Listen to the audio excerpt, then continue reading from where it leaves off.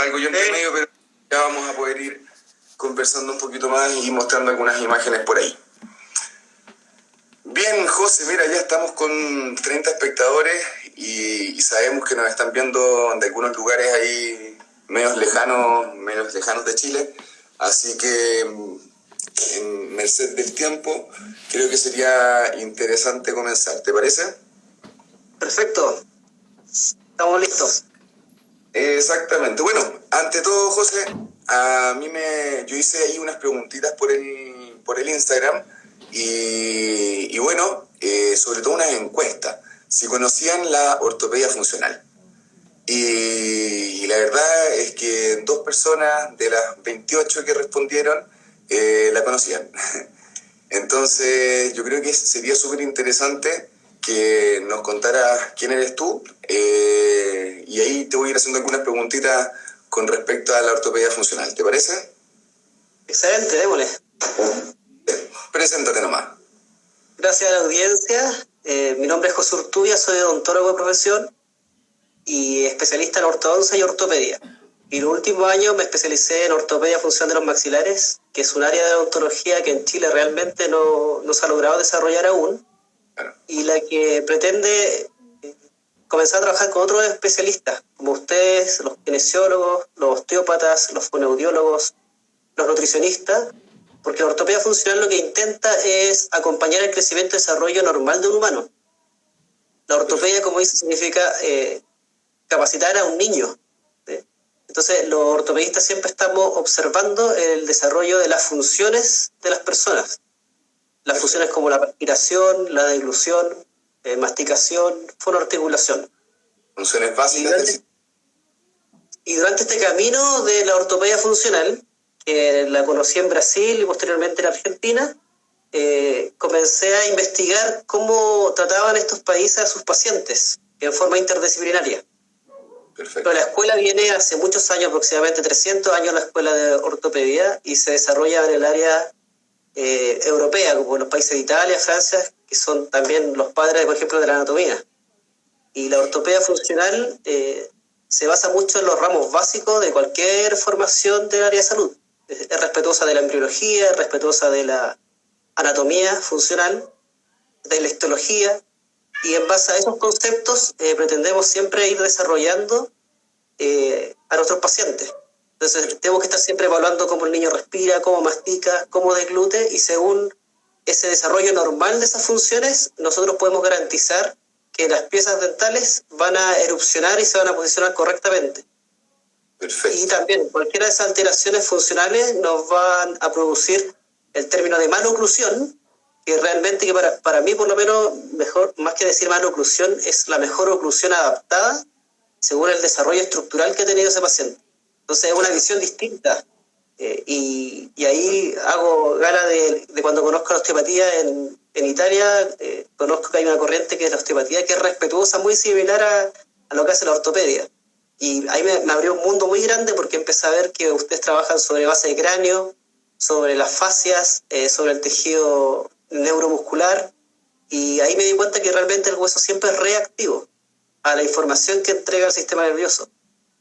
Así que creo que somos como primos hermanos los osteópatas y los ortopedistas. También los fonoaudiólogos con el área de la motricidad orofacial, que también está ingresando poco a poco en Chile, está permitiendo atender a los pacientes de forma más temprana, que no se produzcan estas alteraciones que van a repercutir sobre todo el crecimiento y posteriormente sobre toda la vida de los pacientes.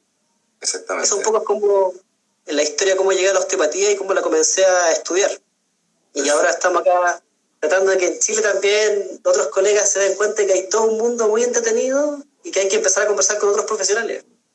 Sí, yo creo que eso es lo principal. O sea, el trabajo de uniprofesional yo creo que ya está quedando bastante atrás, y el paciente se aborda normalmente de múltiples áreas. Entonces, para mí encontrarme con la ortopedia funcional es un mundo que se le abre a mis pacientes, pero grandísimo, porque normalmente estamos acostumbrados a las intervenciones y no a la observación de cómo va evolucionando la función, y a través de la intervención de la función, cómo cambia esa estructura. Eso no estamos acostumbrados nosotros, y en general, cuando pasa eso, que los pacientes no tienen un buen equipo multidisciplinario, de repente tienen muchos fallos con las terapias. Entonces por ahí nosotros nos encanta hacer un equipo interdisciplinario de manera correcta. Ahí volvimos con la pantalla que se nos había caído técnicamente. Bueno, yo les voy a contar un poco sobre lo que es la osteopatía y cómo también nos encontramos en un área en conjunto por ahí con la ortopedia funcional y con la odontología. Que me gustaría partir diciendo que la osteopatía tiene tres grandes áreas. La parte craneal, el abordaje craneal, el visceral y el sistema musculoesquelético. Y todo esto funcionan y se interconectan y trabajan de manera lo más perfecta que pueda para mantener el estado de salud, el estado de tu masticación, el estado de tu estado general del cuerpo. En general, la respuesta del sistema nervioso central es siempre la más perfecta que pueda tener y está hecha para poder sobrevivir, ¿vale? Es una cosa que es súper importante y que la osteopatía aborda al paciente desde el ámbito manual en estos tres ámbitos bien entre comillas separados, que es cráneo, vísceras y sistema visceral, y sistema musculoesquelético, pero que están uniendo y trabajando en conjunto con informaciones que van hacia el sistema nervioso central y que van a tener una respuesta motora, ya sea a nivel de las vísceras o a nivel del sistema musculoesquelético. Entonces por ahí el abordaje del osteópata es bien global y se une un poco a la ortopedia funcional en el cráneo. Hay un punto de encuentro que es bien interesante de conversar porque yo como kinesiólogo, que es mi profesión de base, teníamos la enseñanza de que esto era una bóveda craneal. No sé ahí tú, José, cómo se lo enseñaban en la universidad.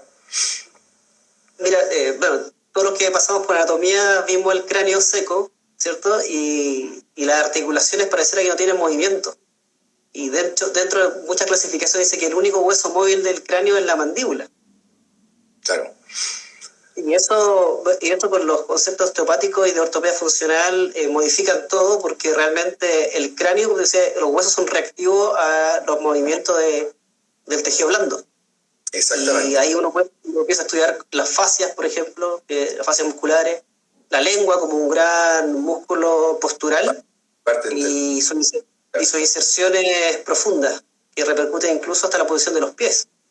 Así es. Así yo creo que Mariano Rocabado por ahí hizo un estudio en el 1985 en donde veía o correlacionaba, más bien dicho, las alteraciones posturales, si es que había un peso anterior, un peso posterior de la distribución del centro de gravedad, y veía cómo estaba relacionado con el posicionamiento mandibular. O sea, desde ya hace mucho tiempo que se está hablando de esto y que hay investigación de peso de la mandíbula, pero no tanto del cráneo. Yo ahí había una controversia inicialmente, sobre todo por la falta metodológica de la investigación, José. No es que no hubieran resultados en los estudios que eran más antiguos, sino que había un error metodológico bien interesante en ellos que cuestionaban al final los resultados. Entonces, no sé si voy a partir ahí hablando de algunas cositas que son interesantes, porque ya estudios un poquito más actuales, como el que hay acá, de 1992, de Jaslow, nos habla que encuentra diferentes tipos de tejido conectivo en el cráneo, sobre todo en las suturas. Hay un tipo de colágeno diferenciado, más parecido a un tipo de ligamento, que ya después se denomina ligamento intersutural, ¿vale? Y que tiene presencia de fibras nerviosas y que tiene presencia de fibras vasculares. O sea, que la sutura, o sea, que ya no es un solo hueso y que además de no ser un solo hueso que está articulado, esa articulación tiene un tipo de tejido conectivo diferente y que responde más a las tensiones como ligamentosas y que además tiene inervación y vascularización. Eso ya está demostrado en el 92. Curiosamente, ahí podría hacerte yo alguna referencia. Ajá. que los odontólogos trabajamos sobre el órgano dentario, y ese órgano dentario tiene un ligamento periodontal con las mismas características que tú acabas de mencionar. Inervado También es también. reaccional y también es adaptativo. Exacto.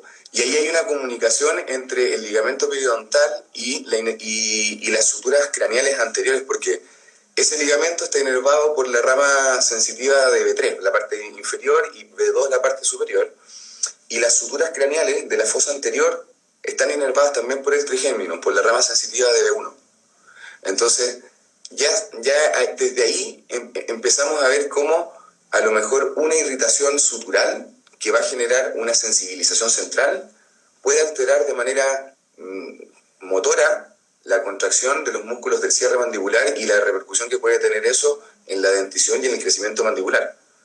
O sea, Eso es súper interesante porque uno empieza a analizar los pares craneales, que lo estudió y parece que después no lo recordara. Están todos interconectados a través de sus núcleos, y el nervio más voluminoso, incluso más voluminoso que el nervio vago, es el nervio trigémino, son sus tres gemelos.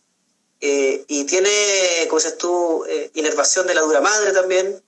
Entonces, hay una relación que a lo mejor nosotros no podemos interpretar porque hemos dejado un poco de lado los ramos básicos, pero el que entra un poco en los conocimientos ya más profundos de la anatomía funcional se da cuenta que hay una interconexión completa. Exactamente. Mira, ahí, unos estudios un poquito más nuevos, ya estos son del 2000 y algo, 2000, creo que eran 2008 por ahí, utilizaron a profesionales médicos, ¿vale? A médicos, a enfermeros, a fisioterapeutas. ¿Para qué? Para demostrar qué pasaba con el cráneo. Y los fijaron de manera externa, cosa de que su cabeza no pudiera realizar ningún movimiento externo, ¿vale? Y empezaron a hacer cortes en resonancia magnética durante un minuto y medio. ¿Y qué observaron? Que el diámetro antero-posterior hiperlateral del cráneo variaba, y variaba con frecuencias. Eso es bien choro, porque cambiaba estadísticamente significativo, no por error de la máquina, sino que cambiaba esto de forma cíclica durante un minuto y sin que la cabeza pudiera ejercer ningún movimiento externo. Entonces empezaron a ver que en realidad, si esto, aparte de tener ligamentos, aparte de tener vascularización, tiene una función, o sea, porque en el cuerpo una de las cosas que se dice en osteopatía es que todo elemento tiene una función. Y si encuentran vascularización y si encuentran inervación, ¿por qué no va a tener una función? ¿Vale? Esa función muchas veces se ve desde el punto de vista de protección, ¿vale? Porque acá tenemos al sistema nervioso central, que es completamente importante para nuestro cuerpo, y ¿qué vieron? Que estos tejidos que estaban inervados recibían cargas cíclicas, recibían cargas de impacto, y que esas cargas de impacto, como ya habíamos dicho, eran transmitidas por el ganglio trigeminal, ¿vale? Y que además de eso, se deformaban, ¿vale? Y se deformaban dependiente de dónde le hicierais la presión al hueso. Porque o sea, dentro de claro, nosotros de repente nos ven con las manos puestas ahí en el cráneo y que no estamos haciendo casi que nada, pero es claro, porque se mueve poco, el cráneo se mueve muy poquito, se mueve en micrones, o sea, con una fuerza que tú le ejercas al hueso, a la sutura. El hueso articula de una manera bien particular, articula con un bisel que mira hacia la parte endocraniana, que es el bisel interno, el que mira hacia abajo, y un bisel que mira hacia afuera, que es el externo, ¿vale? Y en este estudio que hicieron, determinaron con 500 gramos de presión, uno haciendo una presión en el hueso y el otro en el hueso que está con el bisel externo. Por ende hicieron dos cosas diferentes. En uno medieron la deformación del hueso y en el otro la deformación de la sutura. Y esas suturas se movieron a medida de más o menos 41,65 micrones, que no es mucho, pero que te permite tener cambios de presión. Y que por ahí es importante porque cuando aumenta la presión en el cráneo, hay una respuesta simpática aumentada, ¿vale? Ahí bueno, ¿qué más? va hacia la respiración, Claro, sí, primaria. pues después... Sí, o sea, yo creo que ahora... Mira, no, me gustaría que hablara de esto, José, porque esta imagen me pareció muy interesante a mí cuando la vi, así que si queréis nos contáis un poquitito de ello, porque es bien importante. Mira, esa imagen representa el origen biológico de nuestro rostro, ¿cierto? Y recordar, por ejemplo, que la mandíbula deriva del primer arco braquial y que el maxilar deriva del proceso frontonasal y los procesos laterales. Por esta razón, son dos huesos con diferentes características. Uno está hecho para hacer impacto y el otro para recibir fuerzas. Lo curioso de eso, si uno observara el maxilar, en la foto ahí se observa de color rojo el proceso frontonasal, que es correspondiente al que forma la premaxila. No sé si tú puedes marcarlo ahí. A ver. Lo rojo que está ahí, eso forma la premaxila, donde se instalan la guía anterior, que son los superiores junto con el canino. Entonces, esa guía anterior va a contactar con los dientes incisivos inferiores, generando un sistema eléctrico. Y ahí les quiero comentar a los papás por qué los dientes de los bebés aparecen alrededor de los 6 meses y son primero los inferiores.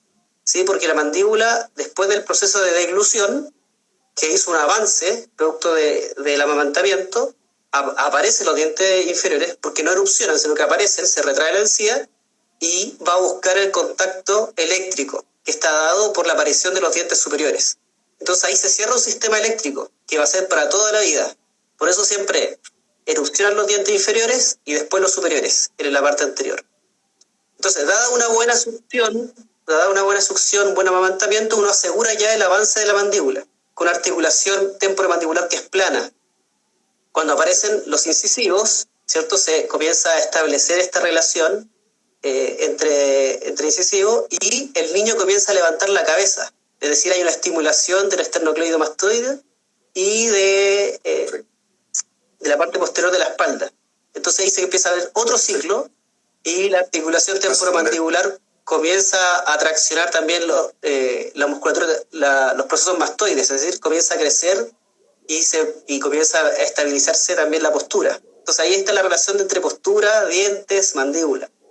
Posteriormente a este proceso embriológico que continúa, ustedes van a fijar que en el dibujo hay el sector azul, que son los procesos laterales, ¿sí? Al final del último monito, el último dibujo, al de abajo, ya, esos procesos laterales que corresponden en los adultos corresponden a los premolares y los molares, azules superiores, ellos van a desarrollarse, es decir, el maxilar en forma transversal a través de la función masticatoria.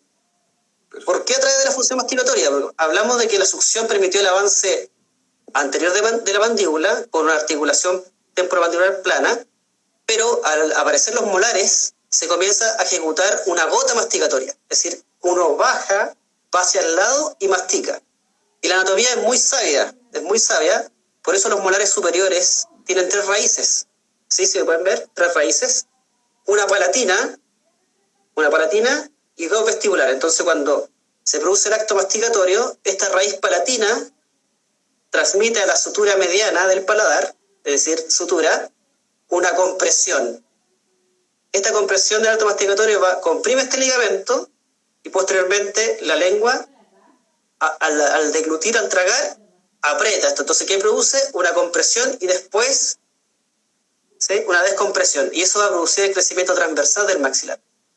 Entonces, si uno comienza a estudiar esto, ¿me escuchas? Ahí sí te puedo hacer Sí, porque un profesor a nosotros nos comentaba cómo era, o sea, la importancia que tenía la deglución correcta con respecto al desarrollo del macizo facial. Porque, claro, que nos comentaba que cada vez que tú deglutías, el apoyo de la lengua es en la sutura interpalatina y a través del vómer tú llegas directamente al esfenoide, que lo vamos a conversar después, pero es una comunicación directa con una estructura que hablamos, que conocemos los osteópatas, que es la sincondrosis esfenomaxilar.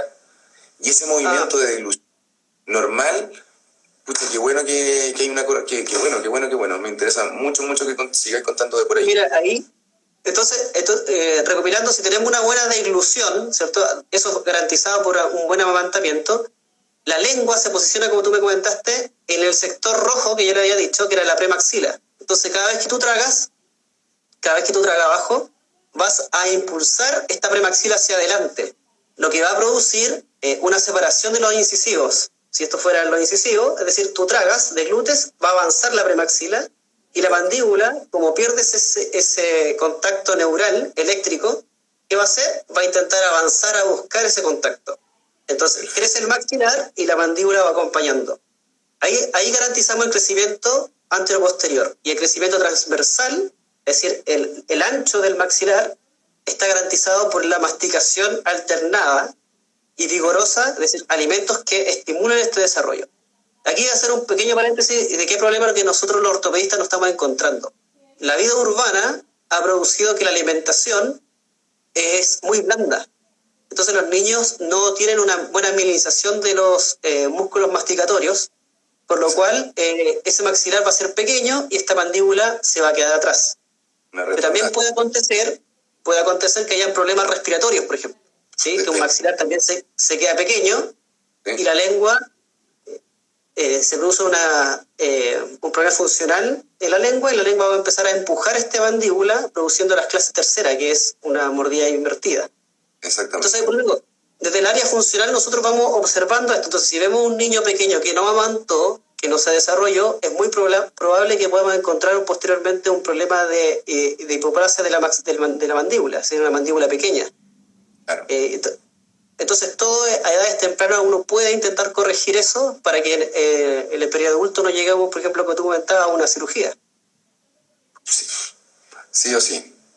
Sí o sí. Por ahí yo tuve un caso, una paciente que le pasaron varias cositas con la cirugía ortognática, que bien, fue una cirugía que se realizó, pero que tuvo ahí unas repercusiones después en el tendón central. No sé que manejan el concepto del tendón central ahí, José, ¿ustedes?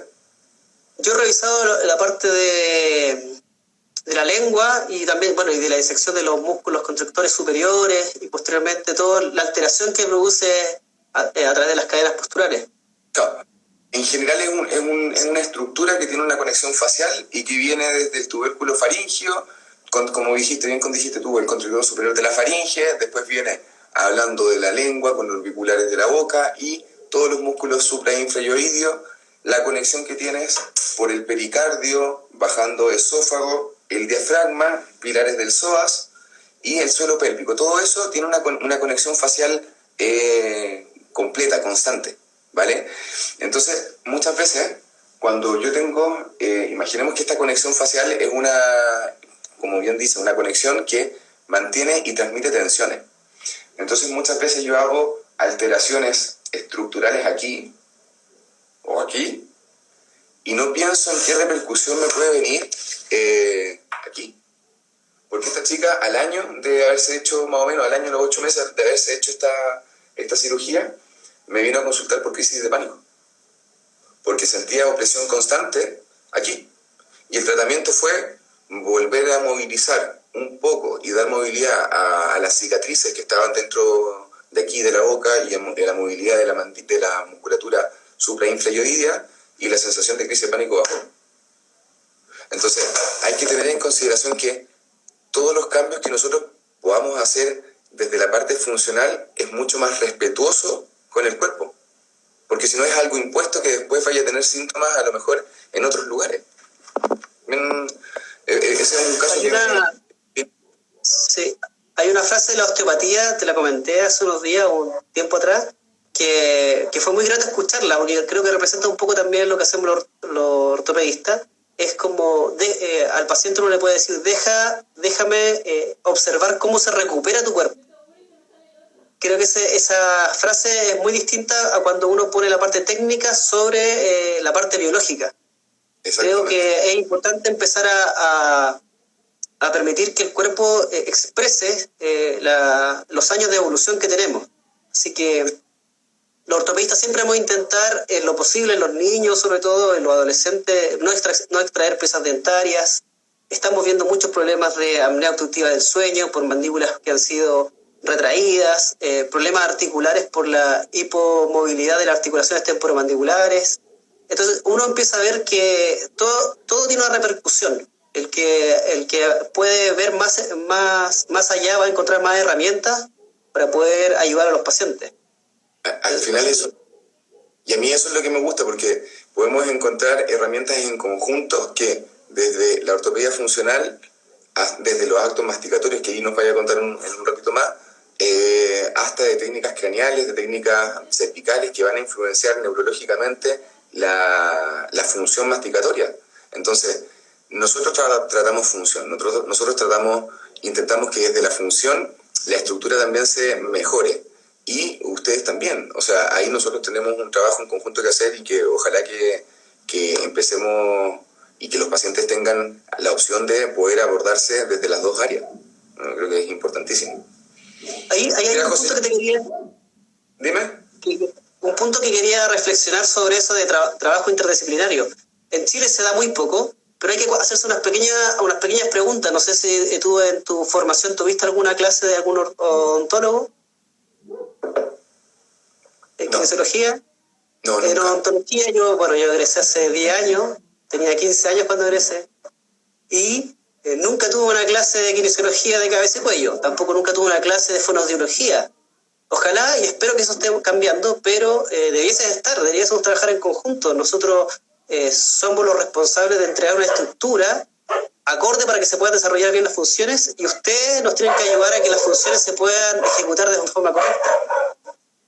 Fíjate que el otro día leí un paper de la neurofisiología del bruxismo, y precisamente que lo había hecho un doctor, que era una revisión bien buena, neurofisiología, y terminaba concluyendo este gallo que la recomendación era que las facultades integraran mucho más la neurofisiología, porque este era finalmente afectar directamente al bruxismo. Pero no, si tú te quedas solamente con que esta cuestión está afectada al sistema nervioso central y con ello, después vamos a ser solamente reactivos. Entonces ahí tanto la ortopedia funcional como la osteopatía, desde el punto de vista biológico y de la función, trabajamos en conjunto, pero de manera perfecta. Sí, parece que tiene un poco de problemas de comunicación, parece, se escucha cortado un poquito. Sí, ¿Ahora sí? Ahora sí, no, yo estoy, bueno, yo con... Ahora, a ti te, ahora yo escucho bien. Sí, esto era para reflejar lo que les comentaba, la premaxila que va de canino a canino, ahí, ¿cierto? Y el sector posterior, se fijan que justo hay una separación, se puede decir que los caninos, eso, hasta ahí, y el posterior ya está también comprimido. Esto es muy característico de los pacientes que mastican en forma de bisagra.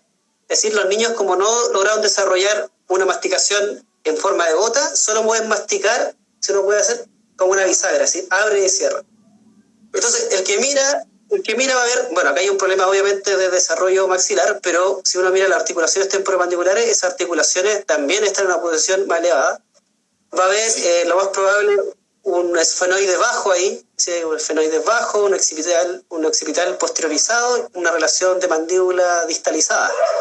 Entonces, el cráneo, por lo que para el ortopedista, el cráneo se articula de forma perfecta cuando los dientes engranan en forma perfecta. Si los dientes son como la representación final del desarrollo estructural del cráneo. Exactamente. ¿Se escucha bien? Sí. Se escucha perfecto, vale. José. Te muestro esa otra imagen que me mandaste, que también nos vaya a contar algo de por ahí que está súper interesante, así que métale.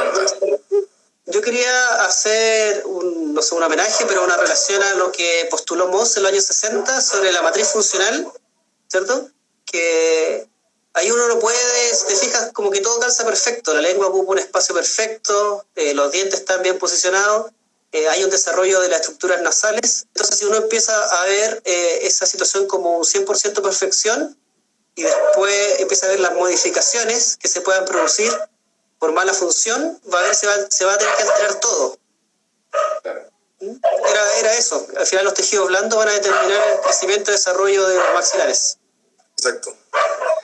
Ahí, el cráneo que mostramos, la osteopatía del cráneo, normalmente la base craneal la divide en, o sea, no la osteopatía, sino que una división anatómica, en 3 fosas: anterior, media, posterior. La anterior está comandada por el efenoide y comandada por el occipital. Y por aquí nosotros, entre medio, la sincondrosis efenobacilar, que es la articulación entre el efenoides y la porción basilar del occipital. Esta porción, esto se mueve, como ya decíamos, ya tiene movimientos de micrones. Ahora, ¿cómo se mueve esto? Y aquí entramos con el ritmo respiratorio primario, José, que tiene que ver con el movimiento que ocurre de forma armónica en todo el cuerpo y que se transmite a todos los huesos del cráneo, ¿vale? Nosotros ahí vamos a tener eventos de flexión y eventos de extensión. En un evento de flexión, en un cráneo en flexión, vamos a encontrar la imagen como lo que vemos más acá. O sea, un cráneo más ancho, unos parietales rotados externos, un vómer, un efenoides, que el cuerpo va hacia abajo y empuja a palatinos, ¿vale? Vamos a mantener un paladar ancho. Y en el caso de la extensión, todo lo contrario. La sutura intersagital se eleva, los parietales rotan internamente, hacemos un cráneo más elevado antero-posteriormente y también el paladar se me va hacia arriba, ¿vale? Porque el vómer está traccionado por efenoides, ¿vale? Entonces, aquí tenemos las dos repercusiones de un paladar que es más ancho en el caso de la flexión y un paladar que es un poco más estrecho en el caso de la extensión. Y eso está repercutido por por estas conexiones suturales y por una serie de biseles, que son el cambio en donde está el bisel externo e interno, ¿vale? Por eso se moviliza este cráneo y no te desarticula. Sobre la respiración primaria, ajá, que fue un hecho súper importante que yo conocí, y tú lo que tú mencionaste, este sistema sincronizado como manillas de reloj, ¿cierto? Como dentado, cuando tú dices que el efenoide rota, ¿cierto? Que se ve aquí, pero se ve muy chiquitito, que después lo voy a mostrar bien. Sí, ese efenoide rota. Tenemos que recordar que hay una inserción esfeno-vomeriana, la que tú comentaste. Entonces, si rota este efenoides, va a producir rotación en el vómer y en el etmoides. Aquí. Entonces, exactamente. Entonces, esas clases terceras, clase 3, cuando la mandíbula queda posicionada delante del maxilar, habitualmente es producto de que el efenoide se elevó y el sistema maxilar desciende, ¿sí? Y el occipital empuja esta mandíbula hacia adelante. Claro. Y va a tener la visión de los dientes. Nada más, ¿sí? Y ahí hacer un punto, porque las fascias que tú me estabas comentando y el tendón central que comentamos delante tienen una inserción en el occipital, en el tubérculo faríngeo occipital. Entonces, cada vez que tú deglutes, cada vez que tú utilizas tu musculatura deglutoria, generas una tracción y un bombeo por el efenoides a través del vómer y a través de una tracción a través de la musculatura faríngea. Entonces, no es solo biomecánica, no es solo neurofisiología, no es solo función, o sea, el cuerpo está funcionando de manera perfecta en todo momento. A mí eso me... Y ahí tiene relación también, por ejemplo, si hay un problema deglutorio o un problema respiratorio, toda esta mecánica va a estar alterada, tratando de compensar, siempre va a tratar de compensar una mejor respiración. Eso está claro, no podemos dejar de respirar. Entonces, la primera adaptación, por ejemplo, es ante un problema respiratorio, comenzar a respirar por la boca. Entonces, ahí por eso digo, antes se hablaba de malos hábitos, era mal hábito respirar por la boca, pero ahora se está estudiando que es la compensación biológica y fisiológica que tiene el cuerpo para poder mantener tu vida respiratoria. Exactamente. En vida. Si no te mantenías en vida, el cuerpo, el sistema nervioso central no está cómodo con eso. Oye, mira, vamos a ver aquí, mira, en esta imagen, a mí me gustaría, antes de esa imagen, mostrarte lo siguiente. Mira, se hizo un estudio, a mí me gusta gusta de repente poner estas cositas de los estudios, pero de repente cuando vemos qué está pasando en el mundo, qué está pasando con el resto de las personas, como que nos da algo de sentido. Mira, acá hicieron la evaluación de 100 niños, pero recién nacidos, 100 recién nacidos, entre las 6 horas de nacido hasta las 72 horas, ¿vale? Y se evaluó con un osteópata, después de aplicar todas las cosas médicas, se evaluó la movilidad de la sincondrosis del fenobacilar, la movilidad del temporal, la movilidad de las cervicales. Y se encontró, y te lo digo, que es súper importante, se encontró que el 99% de los niños presentaban al menos una disfunción de la sincondrosis del fenobacilar. Normales todos, sin ninguna patología. Todos estos niños tienen su desarrollo normal como niños y como lo tuve yo, como lo tuviste tú, todos normales. Pero esas disfunciones están generando eventos fisiológicos que cuando a estos niños fueron corregidas esas disfunciones, ¿vale? Mejoró la cantidad de crecimiento del peso, mejoró la calidad del sueño, mejoró la calidad de las otitis, o sea, la cantidad de otitis, ¿vale? Esto es muy interesante de abordarlo. Ahora, ¿cuál de las disfunciones fue la más común? La disfunción más común de esto, bueno, no sé si se nota ahí, es la lesión de SBR, que la lesión de SBR es una escoliosis craneal. ¿Cómo lo estamos representando? Aquí, ¿vale? Esto es una escoliosis craneal de origen, entre comillas, idiopático, porque pasó en el nacimiento. Y pasa ahí. Ajá. Ahí yo quería mencionarte algo interesante sobre, bueno, habría que leer estudios, no sé si sale mencionado, pero sea un parto normal, cesárea. Les voy a subir. Porque lo que se ha revisado cuando un niño nace por parto normal, hay toda una compresión craneana, ¿cierto? Dada porque hay unas fontanelas que permiten esta compresión, entonces produciría una reacción. El cuerpo necesita pasar por esa reacción como despertar.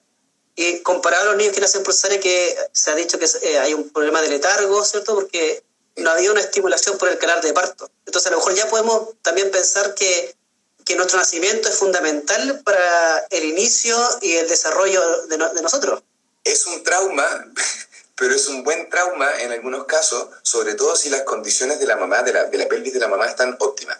Porque ahí es otro punto. Porque fíjate que estos son niños normales que nacieron de mujeres normales. Ahora, ¿por qué nacemos con disfunciones? Bueno, porque es la vida, y la vida conlleva que tengamos pequeñas adaptaciones dependientes de nuestros contactos. O sea, pensar que cuando tú estuviste antes de nacer, independiente, naciste por cesárea o por parto normal, estuviste en contacto con tu cabecita en los huesos del pubis de tu mamá, en los huesos del sacro de tu mamá, los ilíacos. Entonces, si tu madre tenía un ilíaco que estaba un poquito en rotación interna y que ya está, y que se puede parir igual, si no hay problema, pero la movilidad de ese sacro, de ese ilíaco, es distinta.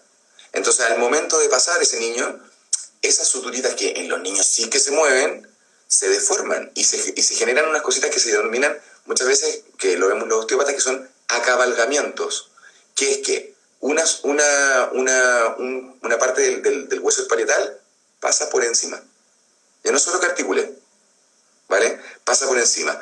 Y mucho, como dice ahí el Pablo, pasan los partos instrumentalizados. Como yo, por ejemplo, que salí por forceps, esa sacada por instrumento genera compresiones suturales impresionantes.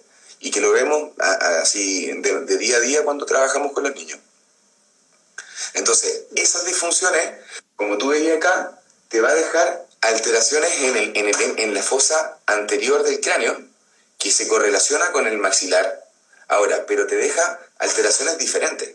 O sea, si nosotros tenemos acá el hemifrontal y la fosa anterior derecha y la fosa anterior izquierda, cuando yo tengo una escoliosis o una torsión, yo voy a tener un maxilar más bajo y el otro más alto. Entonces la posición de cómo crecen y cómo van a salir los dientes también va a ser alterada. No, y ahí dime. Lo que acaba de mencionar, lo interesante también, bueno, después sobre masticación podemos conversarlo, el hecho de que ya haya un maxilar más bajo que otro. Recordemos que el maxilar también es piso de órbita. Con lo cual, un ojo va a quedar con una presión distinta y va a quedar con una alteración, ¿cierto? Entonces hay muchos temas de miopía, astigmatismo que no tienen mucha respuesta, pero si uno se fija, hay una alteración de la altura de los ojos. Y pues de la conformación ósea y del drenaje, porque pensar que si tú sacáis esto por aquí, que no sé si lo logramos, no lo vamos a ver, pero si sacáis esto de aquí, tú tenés la articulación entre el efenoide, donde tenés todo el drenaje del ojo. Y cuando tú comprimes la cavidad petrosa contra el efenoide, todo ese drenaje se acumula y no se puede drenar bien. Entonces los ojos se quedan más duros, quedan con presión, quedan con irritación.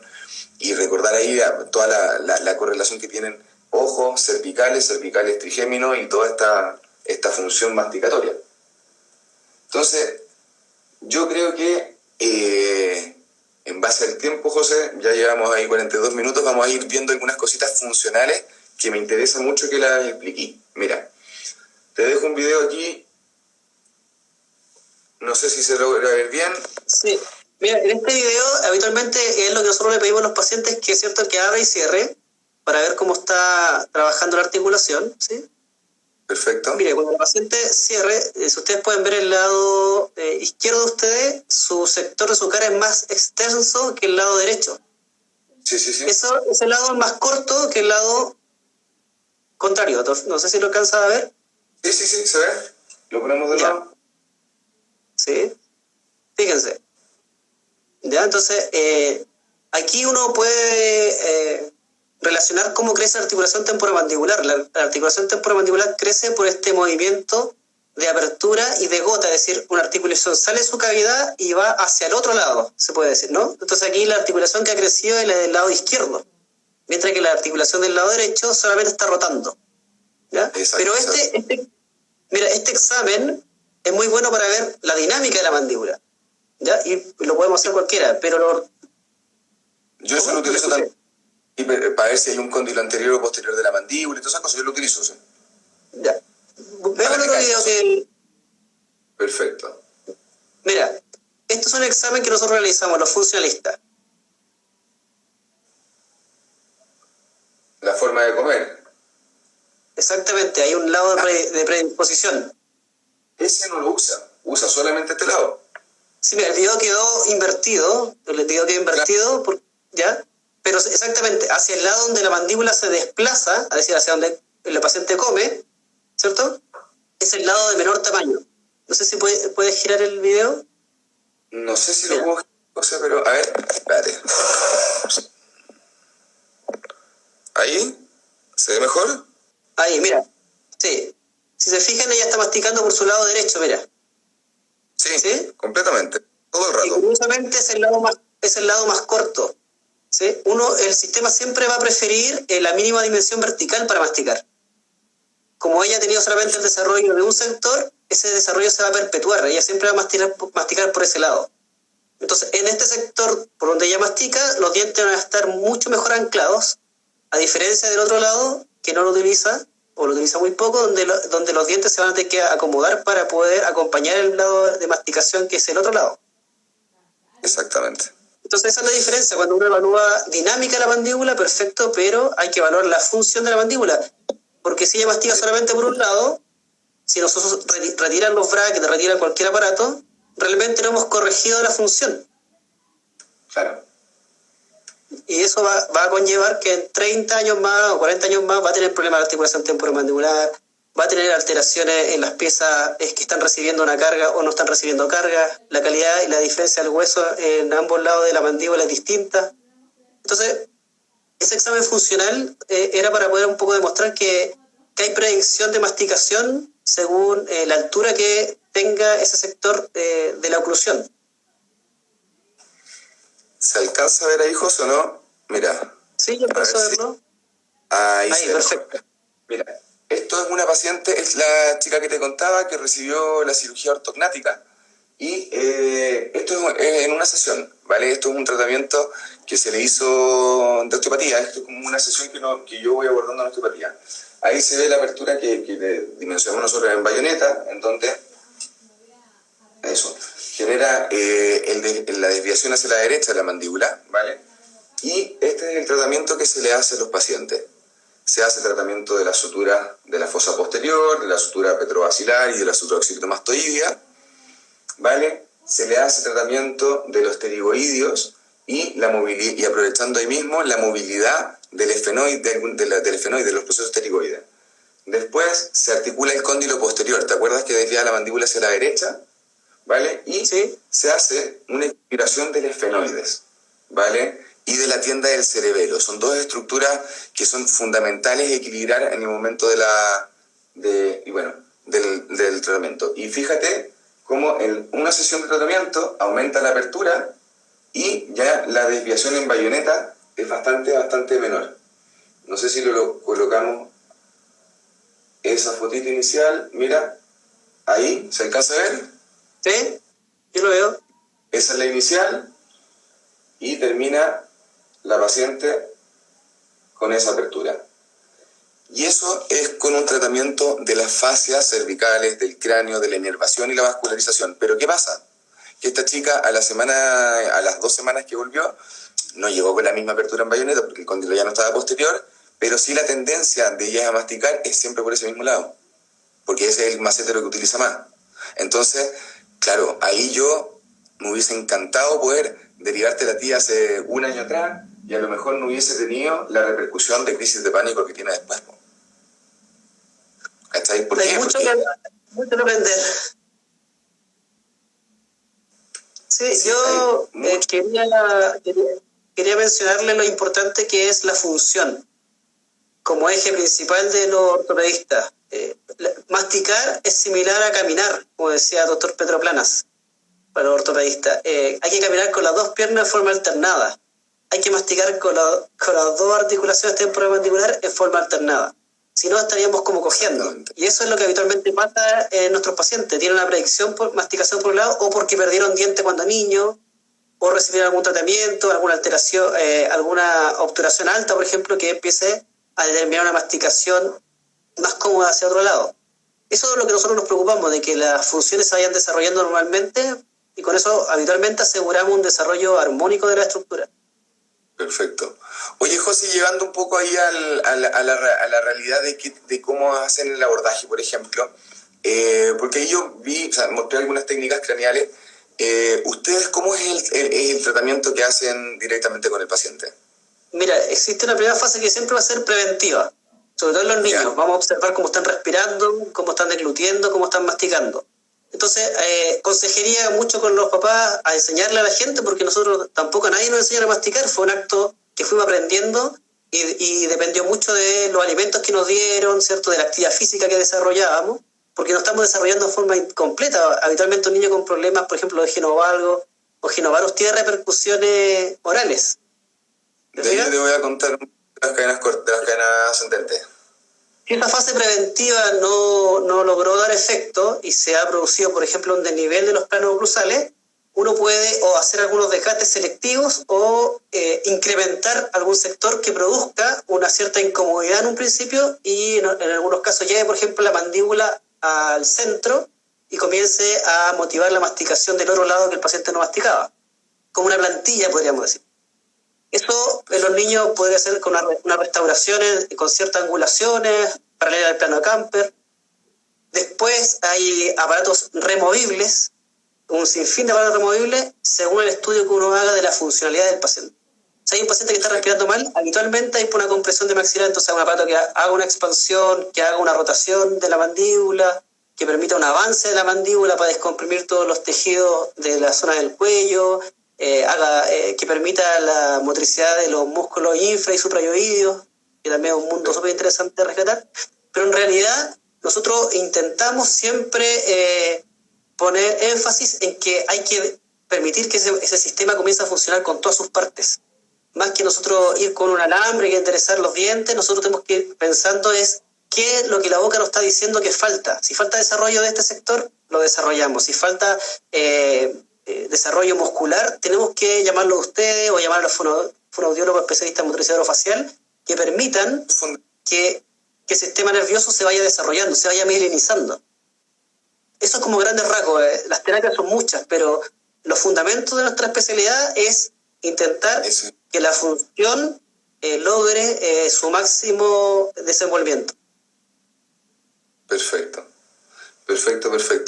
Por ahí, mira, haciendo honor al tiempo, nos hicieron algunas preguntitas y algunas preguntas nos hicieron, pero sobre todo, claro, hacemos alusión a el trabajo interdisciplinario. O sea, muchos nos están haciendo alusión a eso, que es importantísimo el trabajo interdisciplinario, y sí, y en todas las patologías, ya sea problemas de alteración de la dentición, como problemas de crónicos, como todo en general, tenemos que trabajar con muchos profesionales, ¿vale? Por aquí dice cómo el sistema... Dime, José. Dice cómo el sistema... Palabras, yo quería... ¿Masticatorio ya? Dale, sigue la pregunta. Dice, ¿cómo el sistema masticatorio puede alterar la postura? Bueno, ese es un tema... Mira, solamente en resumen, acá en Chile lamentablemente esto se niega por gran parte de los que tienen la posibilidad de transmitir el conocimiento basado más en la evidencia científica. Se niega esta relación, pero porque habitualmente vemos a los pacientes como si todos fueran adultos, ¿sí? Entonces nosotros, que trabajamos mucho con niños, vemos esta relación de que una mala posición de toda la estructura, sobre todo de la lengua, que es un captor postural junto con la articulación temporomandibular, los ojos, determinan tracciones sobre las fascias y sobre las cadenas musculares. Entonces, si hay un paciente con un problema de mandíbula retraída, ¿cierto? Lo que realmente está pasando es que se está disminuyendo la vía aérea. Entonces, el sistema nervioso siempre va a querer mantener la vía aérea y va a hacer una verticalización de la columna cervical. Y con eso ya alteraste toda la postura y el peso gravitatorio sobre tus pies, por ejemplo. Entonces, postura acá en Chile no se puede estudiar, no hay dónde estudiarlo, pero en otros países hay magíster de 3, 4 años solamente para poder intervenir en posturología. Sí, de hecho aquí en Chile se hizo una formación de posturología clínica que fue hace como 3, 4 años, que la trajo la Escuela de Osteopatía de Madrid y se formaron algunos posturólogos. Ahí Pablo Hernández, uno de los colegas con los que estuve en el live pasado, y mi señora que también que es posturóloga, Juan Carlos, que también es posturólogo, y algunos otros chicos que hicieron una formación y sí, o sea, los resultados, o sea, nosotros vemos en el equipo, en el trabajo interdisciplinario con la Aniken, que es espectacular porque la parte manual la veo yo, la parte estructural se ve conmigo, y la parte de los reflejos primitivos, del trabajo directamente de la movilidad de la ATM. Ahora, sí o sí, integrándote al equipo de trabajo desde el punto de vista de la ortopedia funcional, yo creo que eso va a enriquecer el trabajo, o sea, el resultado de los pacientes. Más allá de lo rico y súper como agradable que es tener estas conversaciones y tener esta interrelación con el paciente, y esta interrelación entre las profesiones con el paciente, yo creo que el que más va a salir ganando acá es el paciente, directo. Sí. Mira, no espero que se pueda cortar en cualquier momento por la transmisión. Sí. Esta posibilidad que se ha dado a nivel mundial, sobre todo acá en Chile, hay que aprovecharla a fondo, porque los odontólogos hemos estado muy escondidos, siempre hemos estado trabajando solos. Yo quise hacer esta presentación contigo para poder llamar a mis colegas a comenzar a estudiar otras profesiones, ¿sí? Y a otros profesionales también que vayan interiorizándose en conceptos de odontología, porque necesitamos, porque es un país desarrollado y tenemos lo que es anomalías dentomaxilares, por ejemplo, estamos entre los más altos del mundo. ¿Por qué? ¿Sí? Entonces necesitamos que en este momento que estamos sufriendo una pandemia, que tenemos tiempo mejor para reflexionar, a lo mejor puede ser un gran inicio para una nueva forma de salud, sobre todo del sistema masticatorio, del sistema estomatognático. Ahí trabajamos muchos profesionales y ojalá podamos seguir compartiendo con otros sus visiones. Así que yo dejo, antes que se corte, la invitación a toda la gente que nos está escuchando, que esté interesada en el tema. A mí me encanta compartir, me encanta poder demostrar lo que está pasando en otras partes del mundo y permitir que nuestros niños se vayan desarrollando mejor. Eso nos va a significar un alivio fiscal. Imagínate. Eso es. Mira, yo ahí quería contestar una preguntita que me dijeron sobre la relación entre la musculatura masticatoria y las cervicales. Teniendo en relación ahí que hay una conexión neurofisiológica de la musculatura masticatoria que tiene que ver con la rama EB3 motora y el núcleo espinal del trigémino, el núcleo espinal del trigémino que llega entre las vértebras de C2, C3, hasta incluso autores dicen de C4. Entonces, cuando hay alteraciones de las cervicales y de los influjos sensitivos de las cervicales, me va a alterar el efecto motor de la parte masticatoria. Si el músculo masseterino está más activo, me desplaza el cóndilo levemente a posterior. Un cóndilo posteriorizado va a comprimir ahí un nervio que se llama aurículo temporal. Parte también del trigémino, pero aurículo temporal. Y eso sí tiene que ver con algunas relaciones que acúfenos, tinnitus y dolor retroarticular de manera importante. Entonces, por ahí sí había una relación importante que me lo decía Paula, o sea, me lo preguntaba Paula.